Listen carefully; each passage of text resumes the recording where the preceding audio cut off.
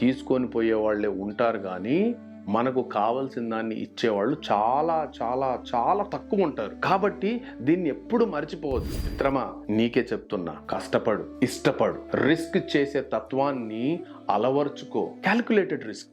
జీవితంలో పైకి రావాలంటే రిస్క్ చేసే తత్వం లేకపోతే, ఒక ప్లానింగ్ లేకపోతే, ఒక డిసిప్లిన్ అనేది నీ జీవితంలో లేకపోతే గిన నువ్వు ఎప్పటికీ ముందడుగు వేయలేవు, విజయాలు సాధించలేవు. ఎక్కడున్నోని అక్కడే ఉంటావు.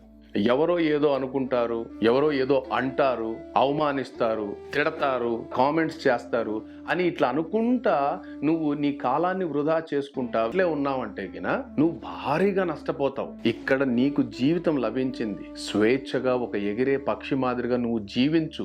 ఒకరి గురించి పట్టించుకోవద్దు. నీ జీవితం నీది. నీ పని పైన నువ్వు శ్రద్ధ పెట్టుకో.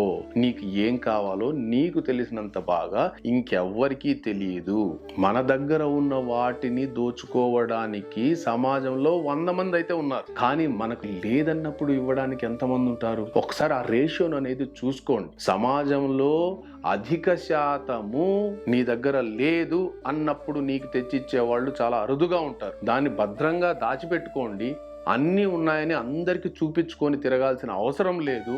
ఎక్కువ నువ్వు చూపించుకున్నావంటే నష్టపోయేది నువ్వే. కాబట్టి జాగ్రత్త వహించు.